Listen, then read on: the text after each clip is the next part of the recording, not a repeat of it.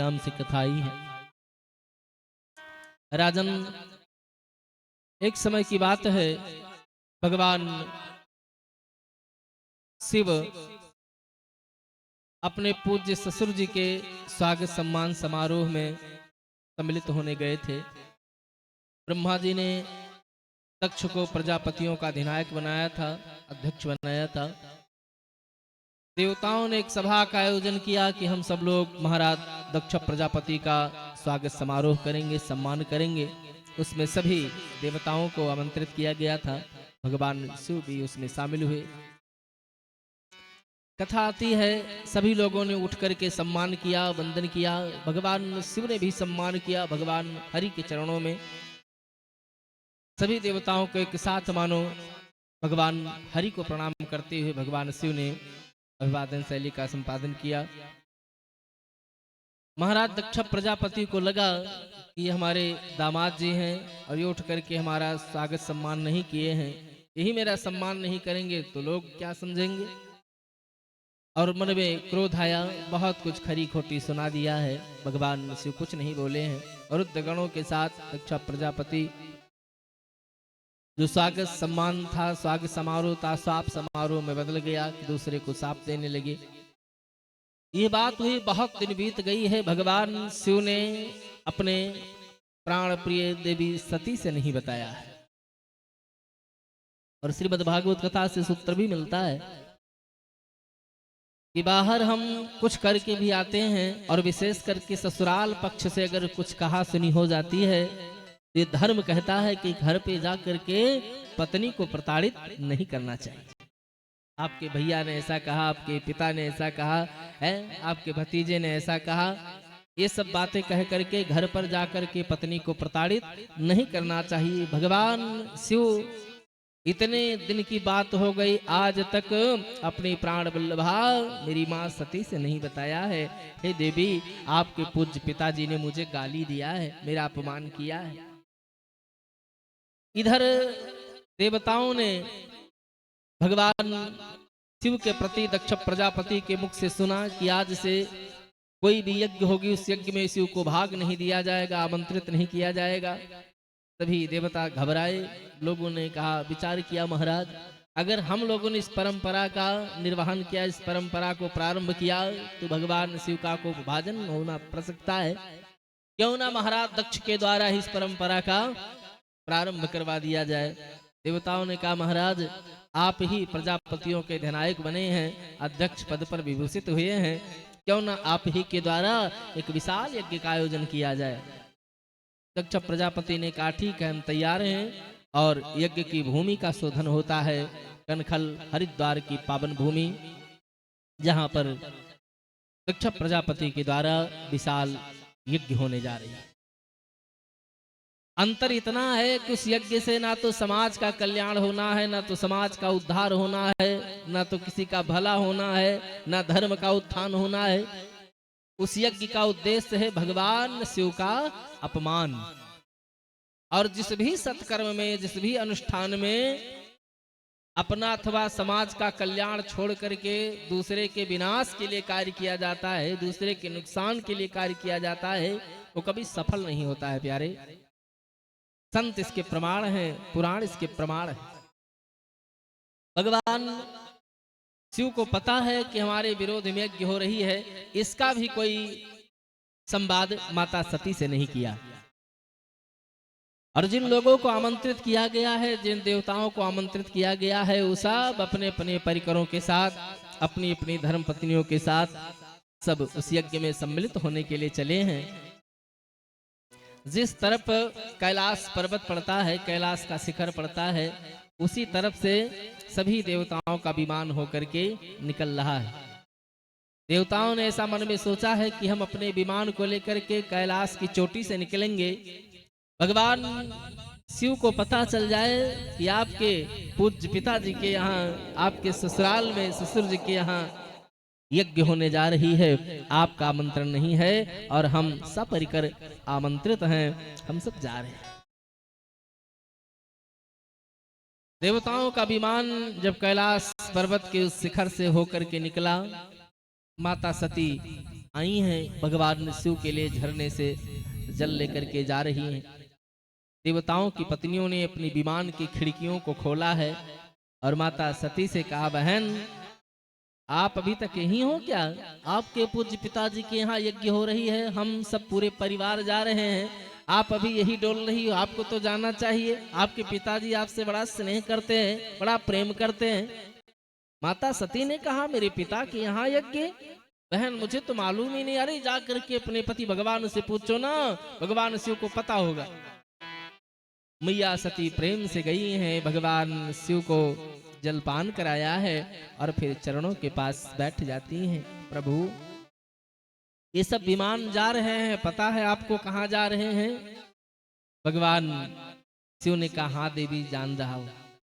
और विमान देखने की आपकी पुरानी आदत है, पुराना स्वभाव है। जब जब भगवान की कथा प्रारंभ होती है तब तब आपको विमान दिखाई पड़ने लगता है।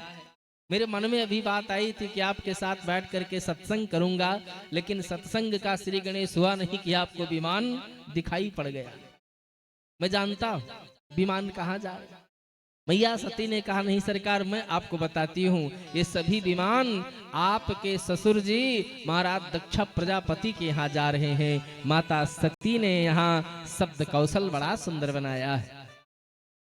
हमारे पिता के यहाँ ये विमान जा रहे हैं, हमारे पिताजी के यहाँ यज्ञ हो रही है, यह माता सती ने नहीं कहा है। आपके ससुर के यहाँ यज्ञ हो रही है ऐसा कह करके भगवान शिव के मन में अपनत्व पैदा करना चाहती है माता सती। अब प्रेम से भगवान शिव से कहा, प्रजापतस्ते ससुर से सांप्रतम निर्यापितो यज्ञमहो सवः किल वयं च तत्र भिसरामुवामुते यदर्थितामि विबुधा व्रजन्ति। ये सारे विमान आपके पूज्य ससुर जी महाराज दक्ष प्रजापति के यहाँ जा रहे हैं। बहुत विशाल यज्ञ हो रही है। भगवान शिव ने कहा, अच्छा।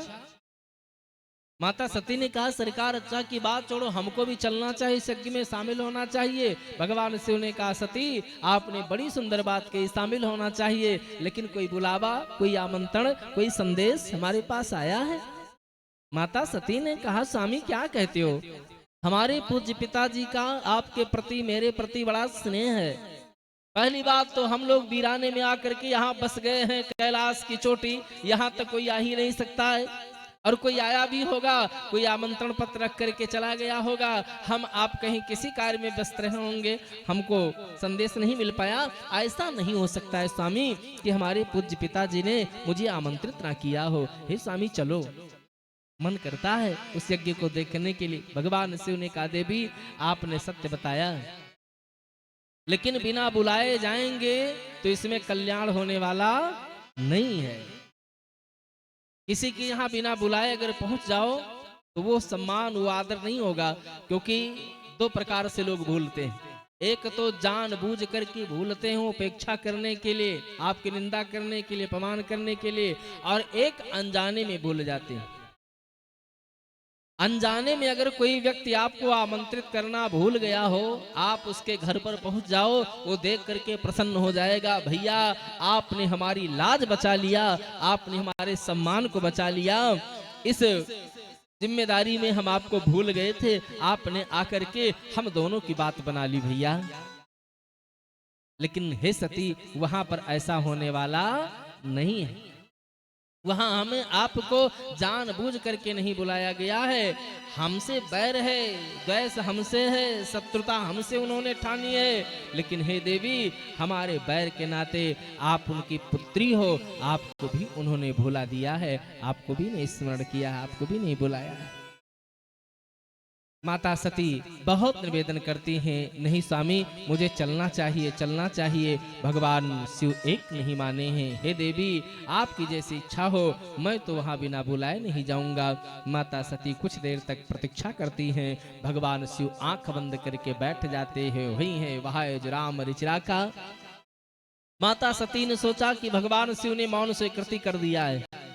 मैया सती अपने सारी सामग्री को समेटा है और चल पड़ती हैं अपने पिता के यहाँ यज्ञ में। कुछ दूर जब माता सती चली गई, भगवान शिव ने आंख खोल करके देखा, अहो अब ये वापस होने वाली नहीं है। इनके जाने की प्रभा बता रही है कि इनको वापस नहीं आना है।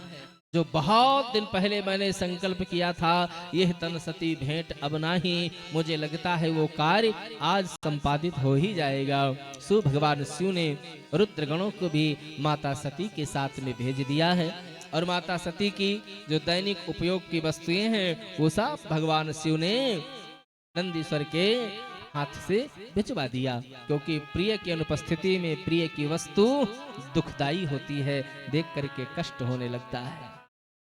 तभी रुद्रगण माता सती के पीछे पीछे चलने लग जाते हैं, हर हर महादेव का उद्घोष करते हुए। जैसे रुद्र परिकरों को माता सती ने देखा, मैया ने कहा चलो भाई आप सब लोग भी चल रहे हो? हाँ माँ, हमारे बाबा जी ने आपके साथ भेजा है, हम भी आपके पिता के यज्ञ में शामिल होंगे। और फिर माता सती ने अपने पिता के बखान में कोई शब्द नहीं छोड़ा है, खूब बड़ बड़ करके बातें बताई। सभी लोग पहुंच गए हैं। कनखल हरिद्वार से 11 कोस की भूमि चतुर्दिश एकदम से साकेत जैसा सजाई गई है। सुंदर सुंदर बंधनवार बंधाए गए हैं, तोरण द्वार बनाए गए हैं, मंगल कलश रखाए गए हैं, सुगंधित वस्तुओं का छिड़काव हुआ है। मेरी माता सती यज्ञ मंडप में प्रवेश कर जाती हैं। माता सती के साथ में आए हुए रुद्रगणों ने भी प्रवेश किया है।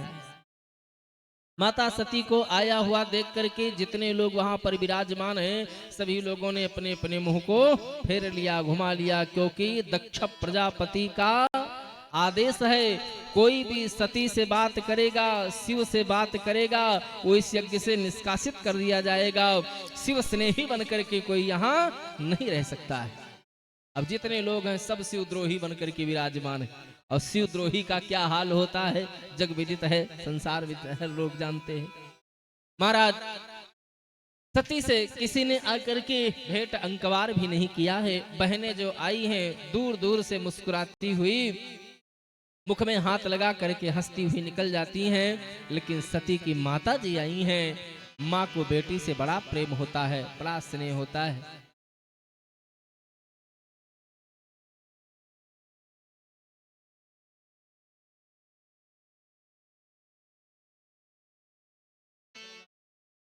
तो मैं निवेदन कर रहा था, माता ने सस्नेह मैया सती को भेंट किया है, अंक में लिया है, बहुत ही अश्रुपात किया है, संभाला है। हे बिटिया चिंता मत करना, आपके पिताजी के मन में अनायास से क्या हो गया भगवान जाने, आपका मेरे प्रति बड़ा स्नेह है। हे बिटिया मुझे मत भुलाना, और चलो मैं आपका सम्मान करती हूँ। माता सती अपनी मैया के साथ में जा करके समस्त जगहों का निरीक्षण किया है, और फिर मन में आया, माँ मैं यज्ञ मंडप में जाना चाहती हूँ, यज्ञशाला में जाना चाहती हूँ। माता सती यज्ञशाला में पहुंची, और जैसे वहां पर देखा कि भगवान शिव का अनादर हुआ है, जितने बड़े बड़े देवी देवता, छोटे देवी देवता हैं, सबों का सम्मान है, सबों का भाग रखा हुआ है, केवल भगवान शिव को अपमानित किया गया है। देख करके माता सती को बड़ा क्रोध आया। अरुद्र भागम तमवेक्ष चाध्वरम पित्रा च देवे कृत हेलनम विभौ। अपने पिता को बहुत खरी खोटी सुनाना प्रारंभ किया। हे पूज्य पिताजी आपने क्या किया है? भगवान शिव ही संसार के कल्याण करता है, शिव का अर्थ ही कल्याण होता है। आपने ऐसे कल्याणकारी भगवान शिव का अपमान करके अच्छा नहीं किया है। और माता सती इतने क्रोध में आ जाती हैं, श्वेत वस्त्र धारण कर रखा है, पूर्वाभिमुख बैठ करके माता सती ने अपने दाहिने चरणार बिंद में अग्नि नारायण का स्तवन किया और भगवान हरि का स्तवन किया। हे प्रभु आपका जो मैंने रामावतार में परीक्षा लिया था, हे प्रभु उसे क्षमा करना। आज मैं अपने शरीर को समाप्त करने जा रही हूँ, लेकिन हे भगवान हरि मैं आपसे बार बार प्रणाम करती हूँ। जब जब मेरा जन्म हो तब तब शिव की मैं प्राण वल्लभा बनूं, शिव के चरणों की दासी बनूं। हे प्रभु आपको प्रणाम है। इतना कह कर के माता सती ने अपने देह को जला डाला है। जैसे माता सती की शरीर अग्नि में जलने लगी, साथ में आए हुए रुद्रगणों ने तांडव प्रारंभ कर दिया। यज्ञ मंडप की जितनी बल्लियां हैं उन सबों को उखाड़ उखाड़ करके फेंकने लगे, एक दूसरे को उठा करके पटकने लगे। कुछ देर के लिए लगा मानो प्रलय काल की बेला आ गई हो। अन्य जो देवता विराजमान थे और क्षणी मंत्र का प्रयोग किया है। भगवान शिव के रुद्रगण शांत होते हैं और कुछ अदृश्य भाव से पीटे भी जाते हैं। और रोते हुए रुद्रगण पहुंच गए भगवान शिव के पास। भगवान शिव से जैसे माता सती के समापन की बात सुनाई है, सुन करके भगवान शिव को बड़ा कष्ट हुआ। दाहिने हाथ को भगवान शिव ने अपने सिर पर रखा। हा विधाता क्या किया, इतने में एक केस उलझ करके भगवान शिव के लटा से आई है और जैसे वो केस भूमि पर पड़ा उससे एक दिव्य पुरुष प्रकट हो जाता है जिसका नाम वीरभद्र होता है। प्रेम से बोले वीरभद्र भगवान की। इतने लोग बैठे हो पंडाल में, पूरा मन लगा करके बोलो जयकारा, दूर तक कम से कम जाए ना। हम अकेले बोलते हैं इतना सुनाई पड़ता है, आप सब लोग मिलके बोलते हुए यही रह जाता है। प्रेम से बोले वीरभद्र भगवान की जय हो। हाँ, बहुत कुछ सुनी हो भाई। तो मैं निवेदन कर रहा था, भगवान शिव ने महाराज वीरभद्र से कहा, वीरभद्र ने कहा सरकार मेरे लिए आदेश क्या है। भगवान शिव ने कहा जा करके दक्ष प्रजापति के यज्ञ का विनाश कर दो। महाराज वीरभद्र वायु वेग से आए हैं और पूरे यज्ञ का तहस नहस कर डाला। दक्ष प्रजापति को उठा के पटक दिया, दाहिने पैर को उठा करके वत्सस्थल पर रखा, बढ़े हुए केस को हाथ में लपेट करके महाराज दक्ष प्रजापति के सिर को धड़ से अलग कर दिया, उठा करके यज्ञ कुंड में साहा। जब यजमान ही नहीं तो यज्ञ कैसे होगी। देवता सब दुखी हुए और पहुंच गए विधाता ब्रह्मा जी के पास।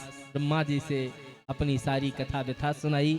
ब्रह्मा जी ने कहा चिंता मत करो, भगवान शिव क्षणे रुष्टा क्षणे तुष्टा, रुष्टा तुष्टा क्षणे क्षणे। वो प्रसन्न भी हो जाते हैं और क्रोधित भी हो जाते हैं। प्रसन्न बहुत जल्दी होते हैं, क्रोधित बहुत देर में होते हैं। प्रसन्न बहुत जल्दी होते हैं। भगवान शिव जैसा सरल कौन होगा। सबकी पूजा पाठ के लिए पंडित जी महाराज आपको लिस्ट बनाएंगे, सूची बनाएंगे और सारी सामग्री लेकर के आओगे। सत्यनारायण भगवान की कथा को सुनना है, कम से कम 2000 रुपए की व्यवस्था करो, तब कथा हो पाएगी। कोई भी पूजा पाठ करना है, लेकिन भगवान शिव के पूजा के लिए आपने मन केवल बना लिया है, आपको मार्केट जाने की आवश्यकता नहीं। जल आपके घर पर है, धतूरा आपके बाग में लगा हुआ है, मंदार आपके घर के आगे पीछे लगा हुआ है, बैर का फल देखो लगा हुआ है, खेत में जौ की बालियां लगी हुई हैं। जो जो लोगों ने उपेक्षित कर दिया है भगवान शिव ने अपेक्षित कर लिया है, सब लाओ। भांग धतूरा कौन खाएगा। हाँ ये सत्य है कि कुछ लोग संसार में आज भगवान शिव को साक्षी मान करके बोलते हैं कि भगवान शिव ने भी भांग खाई है तो हम खाते हैं, इसमें क्या दोष है। भगवान शिव ने भी गांजा पिया, हम पीते, इसमें क्या दोष है। भैया इन बातों में मत जाना, मूर्ख लोगों का कहना है। भगवान शिव ने ना भांग खाई है ना गांजा पिया है। भगवान शिव ने संसार को एक सूत्र दिया है कि जिस वस्तु को हर लोग त्याग देते हैं, जिस वस्तु को कोई नहीं पूछता है, वो भी ला करके मुझे चढ़ा दोगे तो मैं स्वीकार कर लूंगा। इतना कहना है भगवान शिव का, ना कि वो बैठ करके भांग खाते। भूल मत कीजिएगा ऐसा। कुछ लोगों को तो बहाना मिल जाता है, शिवरात्रि आ जावे या बोल बम आ जावे तो बात ही क्या है, और कुछ मिले ना मिले 1 रुपए का एक तारकुल की पुड़िया आती है, वही उठा करके ड्रम में डाल देते हैं, लाखों गिलास बन जाता है और लोग पा करके फिर क्या बात है, हर हर महादेव बोल बम। ये सब बहाना है। भगवान शिव जैसा सरल कोई नहीं है। और भगवान शिव को नशा करने की क्या आवश्यकता है? कुछ लोग कहते हैं कि भगवान शिव नशे में बैठे रहते हैं। अरे भगवान शिव ने जो नशा किया है वो नशा आपको हो जाए बावरे, कल्याण हो जाएगा, कल्याण हो जाएगा। भगवान शिव को राम नाम का नशा है, राम नाम की मस्ती है। राम नाम का प्याला भर भर करके हमेशा भगवान शिव पिया करते हैं। और जिसको राम नाम की मस्ती हो जाती है, राम नाम का नशा हो जाता है, उसको भांग धतूर खाने की आवश्यकता है कदापि नहीं। ऐसा कभी मत सोचना। कुछ लोग केवल बहाना ढूंढ करके ऐसा करते हैं।